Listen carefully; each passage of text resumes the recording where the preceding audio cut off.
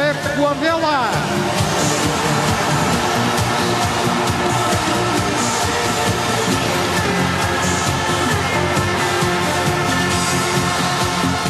Benvinguts a aquesta temporada, benvinguts a casa vostra, apreteu-vos els cinturons, que ens ho passarem bé. Visca el Barça, visca Catalunya i molta sort. Algunes setmanes abans de ser presentat oficialment com a nou entrenador del Futbol Club Barcelona, Pep Guardiola ja tenia decidit que no concediria cap entrevista a ningú. Això, com moltes i tantes altres coses que ha dit i després ha fet, també s'ha complert. El tècnic del Barça ha escollit aquesta sala de premsa com el lloc des d'on fer arribar a tothom el seu discurs, perquè tothom entengui quina és la seva filosofia, el seu estil, el seu futbol, la seva manera de fer i també la seva manera de ser. Des d'aquí el Pep també ha sabut encomanar la passió amb què fa sempre totes les coses a tots els nivells del club, tant els interns com els externs, perquè ell no entén que les coses es puguin fer d'una altra manera. Us convidem a acompanyar-nos en aquest viatge apassionant que hem fet tots plegats aquesta temporada amb aquest Barça de rècord. I nosaltres aquest viatge el volem fer a través de les paraules del Pep.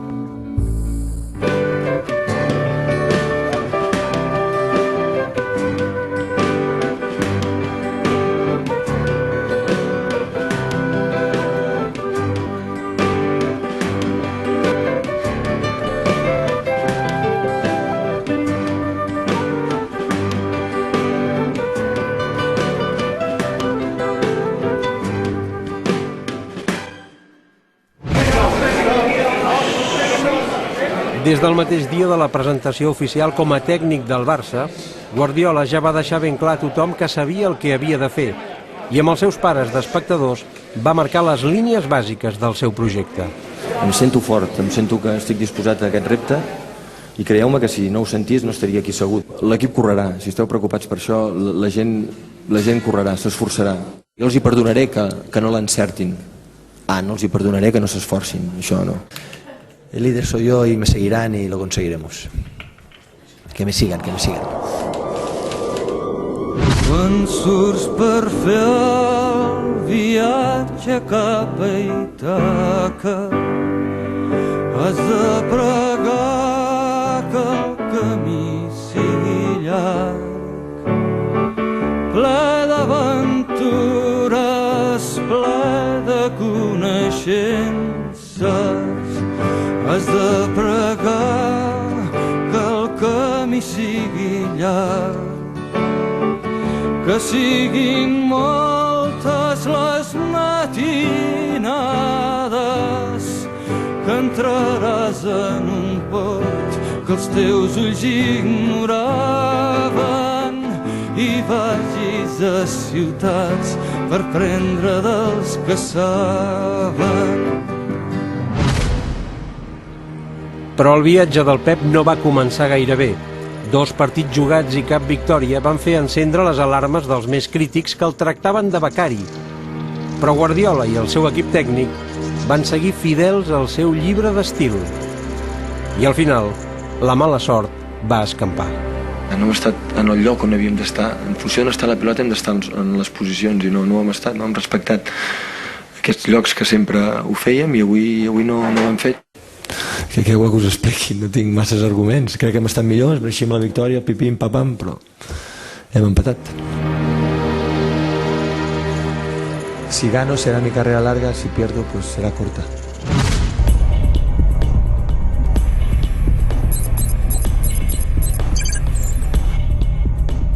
El fútbol no funciona así, como digo, tenéis que hacer esto y lo hacen. No tenéis que hacer esto y no lo hacen. No, el fútbol es mucho más complicado que todo esto. Jo el futbol el veig com una qüestió d'interrelació, d'interacció d'uns amb altres. Jo no espero que un jugador em decideixi el partit, ni que un jugador em decideixi la fase defensiva, ni un jugador em pari tot allò. És un joc tan maco, tan imprevisible, tan obert, en què tots depenem de tots, en què tots es relacionen entre tots. I un esforç molt agressiu d'un genera contagi als altres 10. Jo sento el futbol d'estar a prop del contrari, de treure la pilota quan la tenen i quan la tinguem tenir el màxim possible per fer gol, i quan no la tenen agredir-los perquè no la tinguin. Sento el futbol així i aquí ja us garanteixo que independentment de com faci no es canviarà fins a final de temporada d'aquesta manera.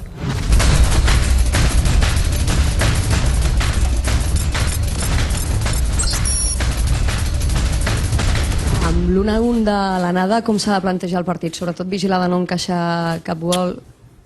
Atacar. Hem d'anar a fer gols.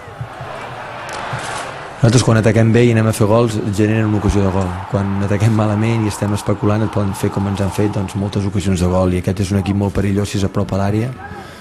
No, hem d'anar a sortir i anar a guanyar el partit. Nosaltres estem fets per atacar, per agafar la pilota, per jugar bé, per defensar bé amb la pilota, per defensar bé quan toca defensar. Necessitem que hi hagi joc.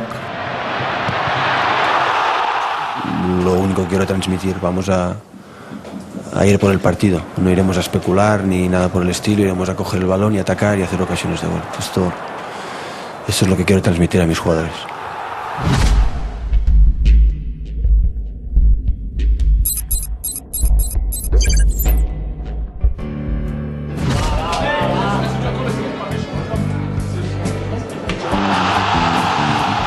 Víctor, ja ho he dit més d'una vegada, és un porter perfecte pel Barça.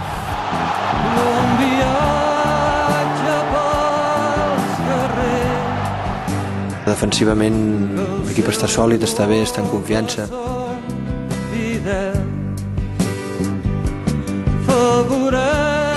La disponibilitat tant d'en Silvinho com d'en Carles com d'en Martín, que va jugar a Lisboa, ha sigut extraordinària. Ens ha ajudat molt. Això fa la vida molt fàcil a tots. I malgrat llur vell combat, no es cansa, tinc unes ganes de fer-lo reposar, però és que cal veig jugar amb aquest entusiasme, amb aquesta d'això, que la veritat és que el Barça ha fitxat un jugador extraordinari. No només el que ho porta al camp, que tothom ho veu, sinó en el dia a dia, en com entrena, en l'alegria que porta el vestidor, és el que posa la música. Bon viatge pels guerrers, si el seu la tònica del Xavi d'aquest any, o de la seva trajectòria, un jugador molt participatiu, en què dona molt dinamisme al joc, que és molt intel·ligent, que és molt solidari. El Xavi ens dona molt a mig del camp, molt. I malgrat Andrés es come aparte, Andrés. Andrés más allá de es muy bueno, es un ejemplo yo siempre lo digo, lo pongo ejemplo para las generaciones del fútbol base, que se miren en él, en mucha gente, pero sobre todo en él. Porque no iba pendientes, no se peina el pelo, no se pinta el pelo, no. Todos saben que es el mejor y juega 20 minutos y no se quejaba. Lo pongas donde lo pongas, no se queja y siempre juega bien. Y siempre entrena bien. Y cuando está lesionado está de mal humor porque quiere volver y quiere ayudar. Y esa gente no tiene precio.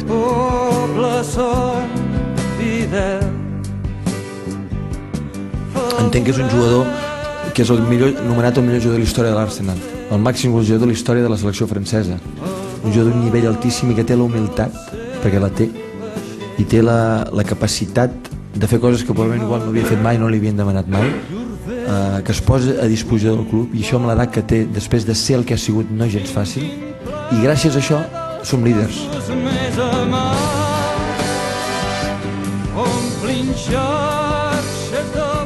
Ahora mismo solo me preocupa que Leo esté bien, que cómo está, que nos ayude como nos está ayudando, que el equipo le quiera tanto como le quiere. Esa es la única preocupación que tengo. Leo nunca juega mal, nunca. Es demasiado bueno como para que se pueda permitir esto. Es un tío muy fuerte. La gente decía que tema muscular, es un animal, es muy fuerte físicamente, muy resistente. Hemos conseguido este año que esté bien. Quiero que sonríe. Si Leo sonríe, todo es más fácil.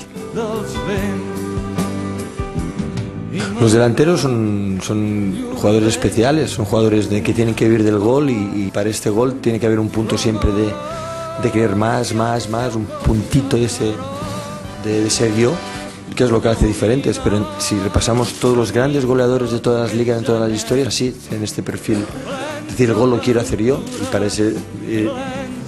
hacer o conseguir esto tienes que quererte mucho y hacerlo. La suerte de dirigir un grupo de jugadores tan buenos, pues hacen bueno a uno.